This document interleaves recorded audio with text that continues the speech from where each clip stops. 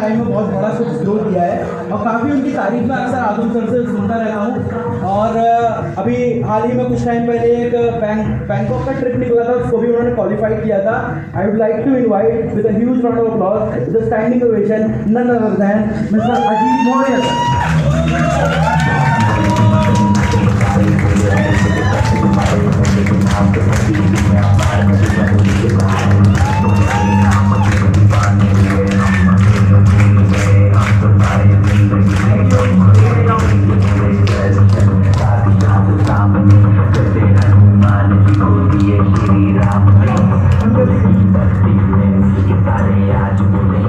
लग रहा है तांडव करवाना चाह रहे हैं मेरे से।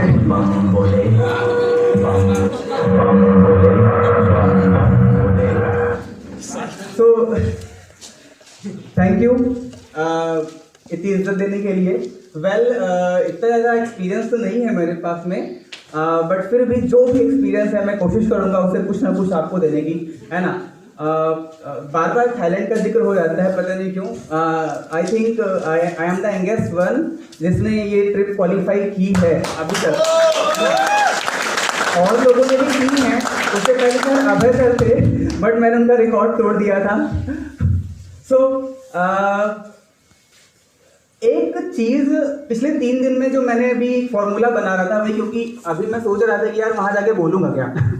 रीज़न भी क्योंकि जितने भी लोग आए हैं सबने तो सारी चीज़ बोल दी, कोई ऐसा पॉइंट बचा हो, क्योंकि मैक्सिमम अब जब स्पीकर्स आ रहे हैं तो वही रिजेक्शन, ऑब्जेक्शन, बिलीफ एंड ढेर सारे पॉइंट्स जो हैं अपने पास में। तो मैंने एक फॉर्मूला ही बना डाला कि सक्सेस आखिर है क्या।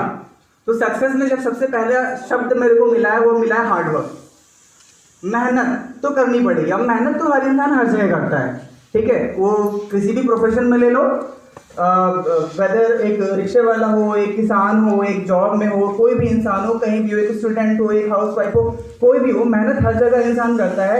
लेकिन जब मेहनत के आगे हम मेहनत से रिलेटेड एक स्टोरी मेरे पास में अगर आप सुनना तो सुनाऊंगा, ठीक है।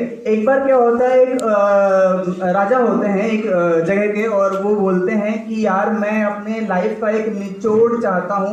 तो उनके राज्य में क्या होता है, लगभग 20 विद्वान होते हैं, और वो उनसे बोलते हैं कि आप जितने भी लोग हैं आप सभी लोगों से मिलिए, आप अपना भी एक कंक्लूजन बनाइए, क्योंकि मैं चाहता हूँ कि जब हमारी आने वाली पीढ़ी आए तो उसके पास में एक फंडा हो कि यार ऐसा क्या करें कि लाइफ में हम एक अच्छे कामयाब इंसान बन सके।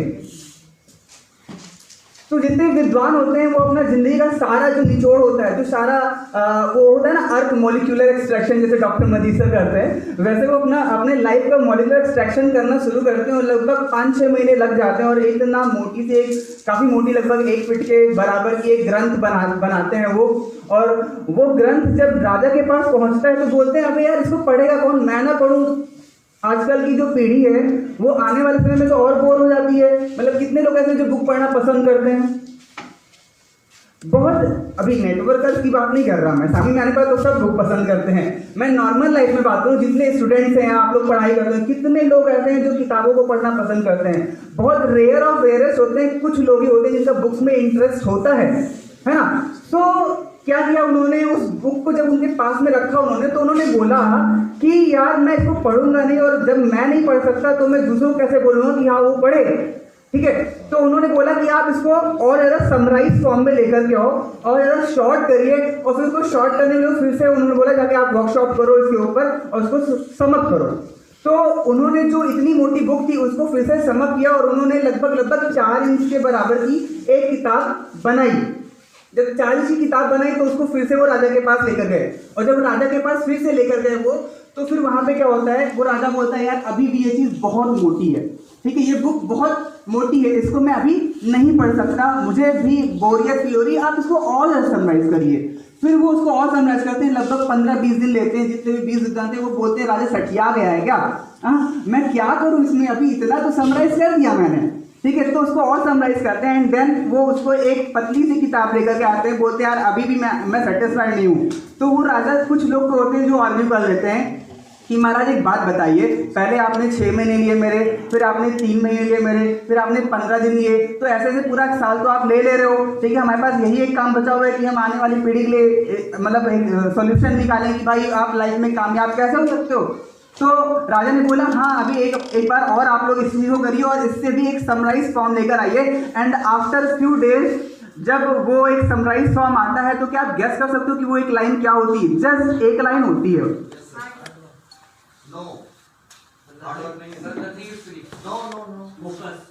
भोजन मुफ्त में नहीं मिलता। एग्जैक्टली, ठीक है। लाइफ में भोजन मुफ्त का नहीं मिलता, you have to cook yourself, है ना। आपको, और जब बात आती है कामयाबी की, तो यहाँ पे आपको ही इसकी रिस्पॉन्सिबिलिटी लेनी पड़ेगी।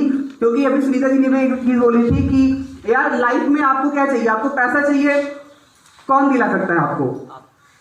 घर वाले, मम्मी पापा, भगवान, डाउन लाइन, अप लाइन, ये लोग भी कुछ नहीं कर सकते अनटिल अनलेस आप खुद के लिए ना करना चाहें, ठीक है। तो आपकी लाइफ की जो रेस्पॉन्सिबिलिटी है वो तो आप ही को लेनी पड़ेगी। तो हार्डवर्क के साथ में एक और फॉर्मूले में शब्द ऐड हो गया, रेस्पॉन्सिबिलिटी, जिम्मेदारी। Hard work plus responsibility. अब रेस्पॉन्सिबिलिटी तो आपको लेनी पड़ेगी, हर एक चीज की लेनी पड़ेगी। टीम को जिंदा रखना है, उसकी भी रेस्पॉन्सिबिलिटी लेनी पड़ेगी। खुद कामयाब होना है, उसकी भी रेस्पॉन्सिबिलिटी लेनी पड़ेगी। आपको एमराल्ड बन के आना है, डायमंड बन के आना है, उसकी भी रेस्पॉन्सिबिलिटी लेनी पड़ेगी। डेट रेशियो कम करना है, उसकी भी रेस्पॉन्सिबिलिटी कम करनी पड़ेगी। तो इस हर चीज की रेस्पॉन्सिबिलिटी आपको खुद लेनी पड़ेगी। एक चीज और इंपॉर्टेंट है जो हार्डवर्क और रेस्पॉन्सिबिलिटी के बीच में मैं रखना चाहूंगा, एंड दैट इज डायरेक्शन। आपके पास में रास्ता भी सही होना चाहिए। आप मेहनत कर कहां रहे हो? मेहनत तो रिक्शा वाला भी कर रहा है, बट इज ही कामयाब? Is he successful? No, not. वो कामयाब नहीं, बिकॉज उसके पास में डायरेक्शन नहीं है, बस वो रगड़ रहा है अपने आप को, घिस रहा है खाली, ठीक है। तो आपके पास एक प्रॉपर डायरेक्शन होना चाहिए। एंड आई थिंक पिछले 2.5-3 सालों में जितने भी प्रोफेशंस को मैंने देखा है, अभी तक हम लोग एनालाइज करते हैं, ऑब्जर्वेशन करते हैं, आप सब लोग भी ऑब्जर्व करते हो, ऑब्जर्वेशन तो हर इंसान करता है, ठीक है। हर एक प्रोफेशन में, और जो भी मैंने ऑलमोस्ट 20+ के आसपास बुक्स पढ़ी हैं अभी तक इस बिजनेस में, ज़्यादा नहीं है बट फिर भी इतनी लगभग पढ़ी हैं, उसके अकॉर्डिंग ये जो बिजनेस है या जिस प्रोफेशन में हम लोग हैं, ये जो रास्ता है ये सबसे बेस्ट रास्ता है। और इस चीज का आपको गर्व होना चाहिए कि आप नेटवर्क मार्केटिंग में हो। सो हार्डवर्क, डायरेक्शन सही है, हार्डवर्क में कहीं ना कहीं कमी आ रही है तो भी आप कामयाब नहीं बन सकते। क्योंकि ये ढेर सारे पिलर्स, जो भी एक फॉर्मूला निकल के आएगा लास्ट में, जितने भी पिलर्स लगा रहे हो इसमें से एक भी पिलर कमजोर रहा तो सक्सेस आपको जो चाहिए, आपको सीसीएम बनना है, आपको डायमंड बनना है, 3 साल बाद डायमंड के आरटीपी में आना है, आप नहीं आ पाएंगे। Direction plus responsibility plus hard work plus अगला शब्द क्या आता है? पैशन, जुनून। अब जुनून से रिलेटेड भी एक स्टोरी हो जाए। Once upon a time in not Mumbai, एक बार क्या होता है, एक बड़ा सा गांव होता है, उस गांव में भी छोटे छोटे कस्बे होते हैं, और उन कस्बों के बीच में एक कंपटीशन ऑर्गेनाइज करने का वहाँ के सरपंच सोचते हैं। और वो जो सरपंच होते हैं वो हर अलग अलग गांव के जो मुखिया लोग होते हैं उनकी एक मीटिंग बुलाते हैं, और वो बोलते हैं आपको अपने अपने गांव से एक घोड़े को उठाना है और उन घोड़ों की रेस लगाई जाएगी, और जो घोड़ा जीतेगा वो गांव सबसे बेस्ट होगा, राइट, ठीक है। तो अब क्या होता है, जब सारे लोग अपने अपने गांव में घोड़ों को खोजने की कोशिश करते हैं, जैसे अभी यहाँ पे बात की जाए कि मैं अपने टीम में घोड़ों को बताऊं तो मेरे पास में जितने भी हैं सबके सब घोड़े ही हैं। इनफैक्ट घोड़े क्या, सबके सब शेरों से कम ही नहीं है, ये चलते, इनके अंदर घोड़े की भी क्वालिटी है, इनमें अंदर शेरों की भी क्वालिटी है, इनके अंदर चालाकी भी भरी पड़ी है, हर एक तरह से एकदम निपुण हो चुके हैं, किसी को छोड़ते नहीं, नोच के फाड़ देते हैं बोटी की तरह, है ना। सो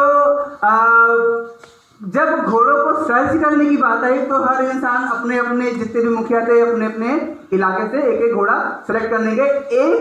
एक गांव, एक कस्बा ऐसा था जहां पे घोड़ा ही नहीं था, घोड़ा ही नहीं था, है ना। तो वहां पे बहुत ज्यादा ढूंढने का पता चला एक इंसान के घर में गधा है, ठीक है, एक गधा है।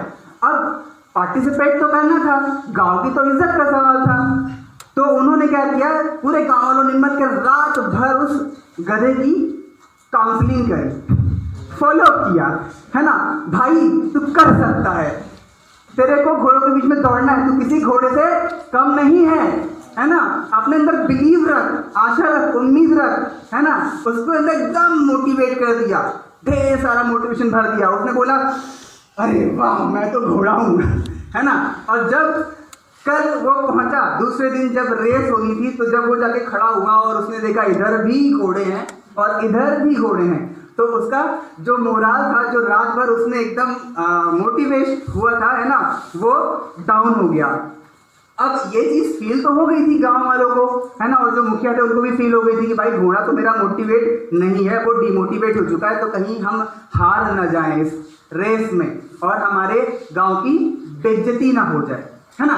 तो अब क्या होता है कि जब रेस शुरू होने वाली होती है, जो रेफरी होता है और वो सीटी बजाता है और 1 2 3 की बात आती है, मतलब 3 2 1 होता है, तो 3 2 1 जब होता है, 1 होते ही इनके मुंह से 1 खत्म नहीं हुआ कि जो उस गांव का, गधे वाले के कस्बे का जो मुखिया होता है, वो इतनी ढेर सारी लाल मिर्च लेकर के आता है और उस गधे की पूंछ उठाता है और झोंक देता है। ठीक है, जब गधे के पीछे क्या होता है, लाल मिर्च लगती है, तो भाई साहब आप इमेजिन करो कि अगर आपके पीछे अगर कुछ ऐसा हो जाए तो आप कितना तेज भागोगे। जस्ट इमेजिन, जैसे रॉकेट के नीचे एक आग होती है, या आजम सर बोलते हैं हमेशा अपने पीछे शार्क लगा लो, है ना, तो वो गधा फिर ऐसा भागता है कि उसको रोकने के लिए उनको कुछ ना कुछ करने की जरूरत होती है। ठीक है, तो आपके अंदर किस हद तक का जुनूनियत है, पागलपंती है, भेजा खिसक चुका है कि मुझे कामयाब होना है, सनक है। उस परसों किसी ने डायलॉग मारा, आता माझी सटकली, है ना, सिंघम का, तो आपको यहां से ना खिसकना पड़ेगा। ठीक है, आपको अपने बिजनेस की पहली प्रायोरिटी देनी पड़ेगी हर जगह पे। इनफैक्ट मैं कहता हूँ, मैं भी रखता हूँ, मैं फैमिली से मैं कहता हूँ फैमिली से भी ज़्यादा अपने इस फैमिली की प्रायोरिटी में रखता हूँ। ठीक है, क्योंकि मैंने 1-2 बार तो ऐसा भी हुआ कि मम्मी के सामने मैंने बोल दिया कि अगर मुझे इस बिजनेस को बढ़ाने के लिए घर भी छोड़ने को बोलोगे ना, मैं छोड़ दूंगा। मम्मी के सामने मैंने ऐसा बोला है। ठीक है, तो आपके अंदर किस हद तक की पागलपंती है और ये करने के लिए मजबूर क्यों होना पड़ता है हम लोगों को यहाँ पे, क्योंकि हमारे पास जिम्मेदारी होती है, हम उस चीज़ की जिम्मेदारी ले रहे हैं। और जिम्मेदारी क्यों लेना पड़ता है, क्योंकि जो आज 1500-1600 लोग हैं, सबको तो कामयाब नहीं बना सकता, लेकिन उसमें से जो लोग हैं, जो आज आप लोग भी जितने भी सीनियर्स हैं, आपको पता होगा कि हम लोग जब यहाँ पे आते हैं तो लोग हम अपने आप को, अपनी कामयाबी को हमारे अंदर देखते हैं, और जब वो हमारे अंदर देखते हैं अपनी कामयाबी को, और हमको अपने माँ बाप से ज़्यादा बड़ा दर्जा दे देते हैं, भगवान से ज़्यादा बड़ा दर्जा देते हैं, सर पे बिठा लेते हैं, मतलब आप उनको बोलो वो हर कुछ सब कुछ करने को तैयार है। मेरे कई एसोसिएट्स के मुंह से मैंने सुना, इनफैक्ट उनके फैमिलीज मैंने सुना कि बेटा तुम कह दोगे तो ये हमें भी छोड़ देगा। हाँ, तो ये जो चीज़ है, ये आपको अपने कंधों को मजबूत करने के लिए रेडी करती है। तो एक और शब्द क्या जुड़ गया यहाँ पे, हार्डवर्क प्लस क्या था, hard work plus direction plus responsibility plus passion, और इस कहानी में एक शब्द और आ गया, प्लस मोटिवेशन।